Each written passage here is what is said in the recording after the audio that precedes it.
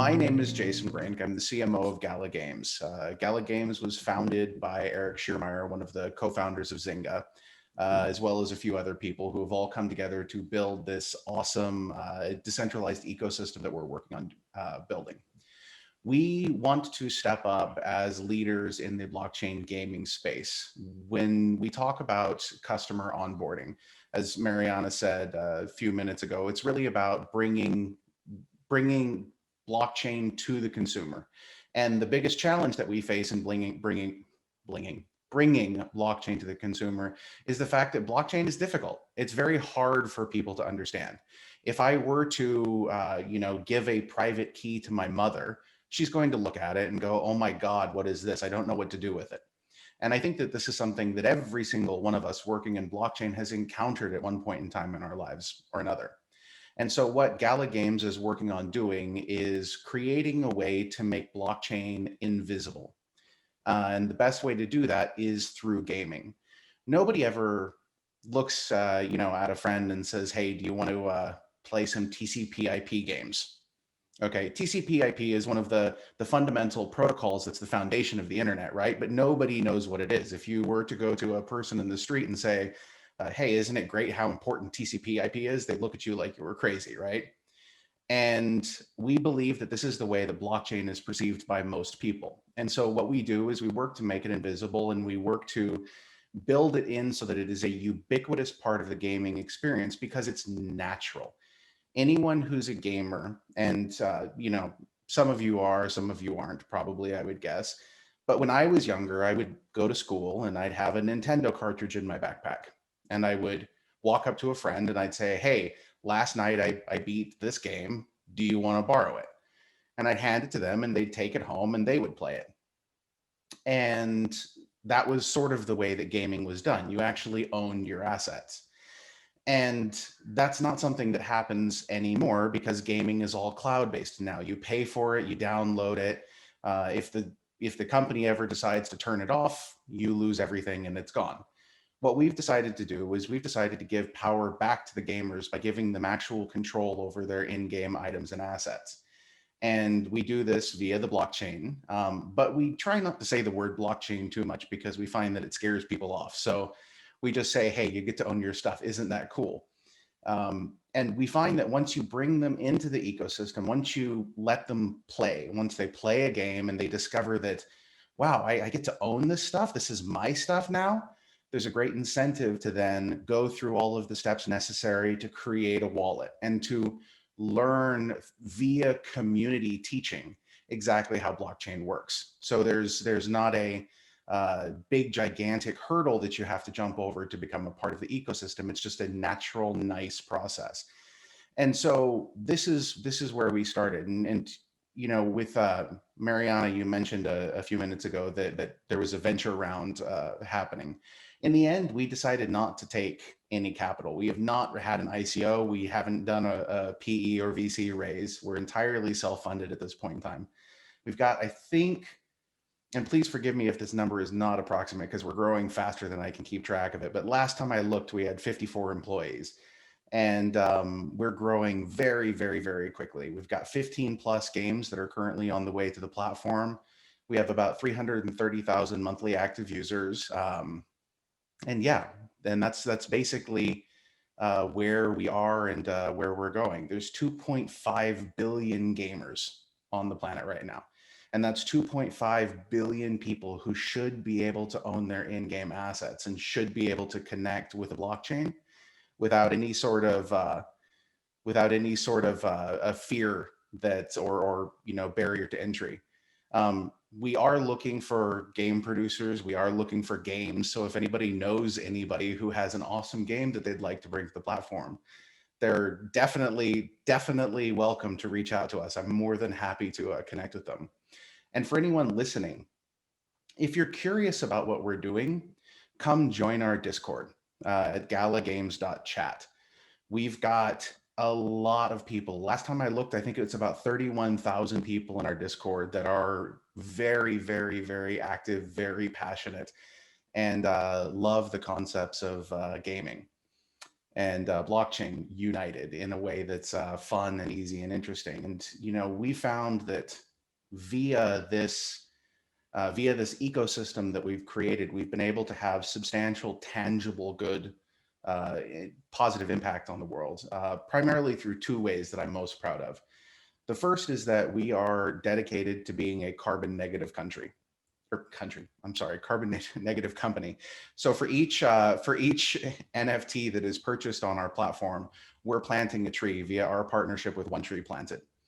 And our blockchain that we're in the process of pushing to mainnet here pretty soon is not a heavy proof of work chain. So we're really overdoing it in terms of that. But we believe that as a company, we have a responsibility to do good. Capitalism is the most powerful force ever harnessed for making change to the world, and we believe that it should be harnessed in a way that makes it better for everybody.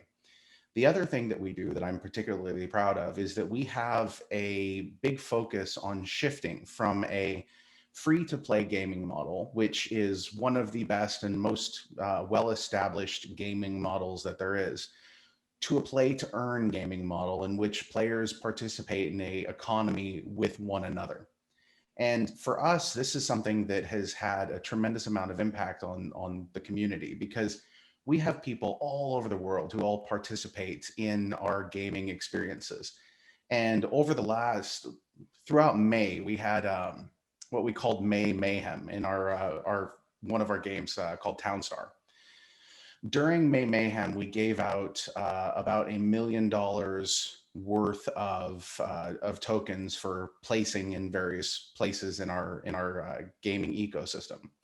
And we're finding out now that there are instances, there are people who have played our games who have been able to, primarily in developing countries, who have been able to buy the land that they live on for the first time in generational memory, who are able to achieve a degree of financial freedom because they played a video game. And this is something that we think is very important, because we're at a point in time in history right now. And I think that anyone who has their ear to the ground looking at technology can see this, where there is this massive freight train of automation that is just barreling down the tracks. And in order for us as a species and as a society to adapt, it's going to require new ways of looking at economies, new ways to look at, what constitutes work, what should we be doing in order to make some money. And in the developing world, this is very important, because you can have somebody in the Philippines who could play a game, earn a $20 sword, turn around and sell that $20 sword to somebody, in the developed world, who will drop 20 bucks on a in-game item without thinking about it. And that will fundamentally change, the person in the developing world's day.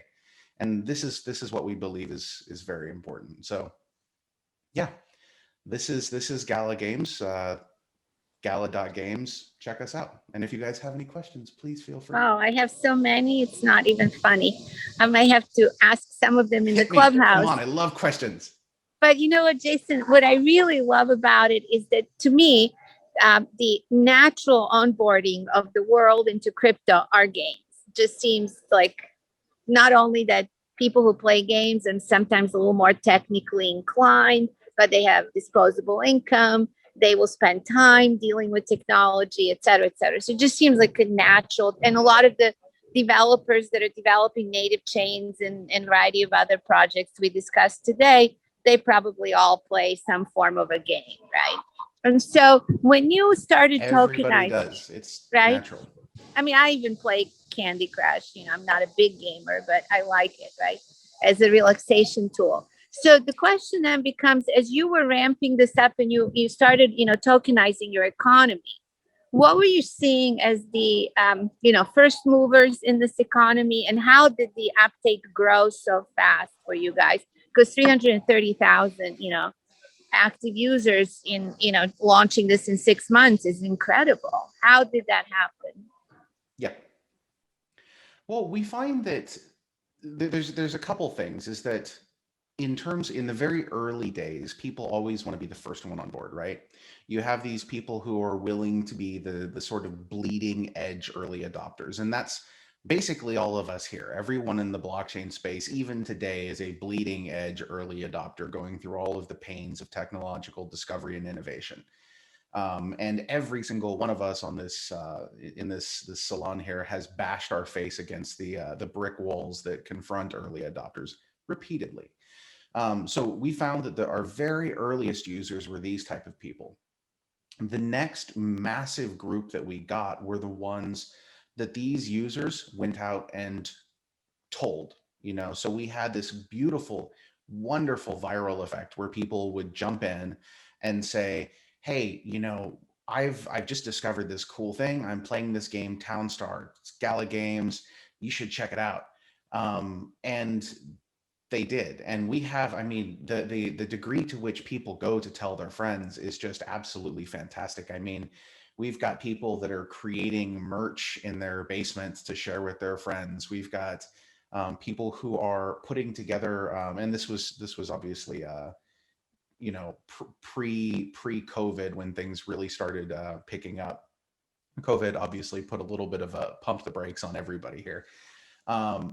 People were holding events where they would all sit together on their iPads and play Townstar together.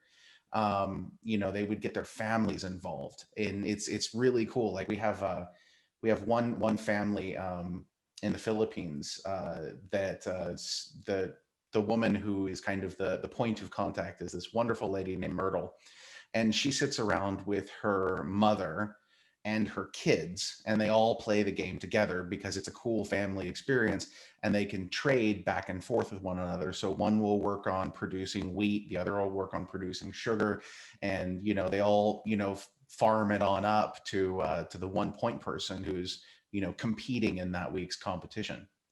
And that's, I think, the thing that has led this to grow as quickly as it has. The other is the node network. The way that we have established our Gala Games node ecosystem is quite different from pretty much anything else out there. In we're This is something that's going to be, we're releasing a lot more information on this here quite soon. But essentially, we've got kind of this triple proof system that really appeals to a lot of the blockchain people out there, and that we have a proof of connection, which is kind of like a mild proof of stake, a proof of useful work. Okay, so we're very much shying away from the sort of proof of waste. Let's do arbitrary giant math problems to prove we're good at them. Proof of work that most of the blockchain world is used to. And then also a proof of storage component for the IPFS clusters that host all of the game content. And so there's a lot of really heavy innovation that's going on here that's also brought in a lot of people as well. And do you think that people are mostly attracted to the games, to the competitive aspect of it, or to actually earning revenue and earning investment in this economy? That's a very good question. It's a very good question. So I will be fully transparent and say that currently our main game that people are playing right now is Townstar, and that's not my style of game. It's a farming simulation, and it's just not. I mean, everyone has their own style of game, but too few things explode for that game to be of real interest to me in that perspective. But there are people who really, really, really love it and are absolutely fanatical about it. And they will sit there and they'll make these crazy spreadsheets that show how to optimally place everything. Every time there's a tuning change in the game by the developers, like there'll be these giant groups of people who will get together and try to figure out every single little change and run the numbers on it. It's fascinating. So there are definitely people that love it from the game perspective. We've found that, and this is one of the things that I think is very different from us. We are a gaming company first. We are game developers. We believe that games need to be fun. And that is a large problem with a lot of the blockchain gaming space, because some of them are kind of like interesting blockchain, simulations, with like stickers on top, which they're cool for what they are, but they're not games in what, you know, my little brother would consider a game. You know what I mean?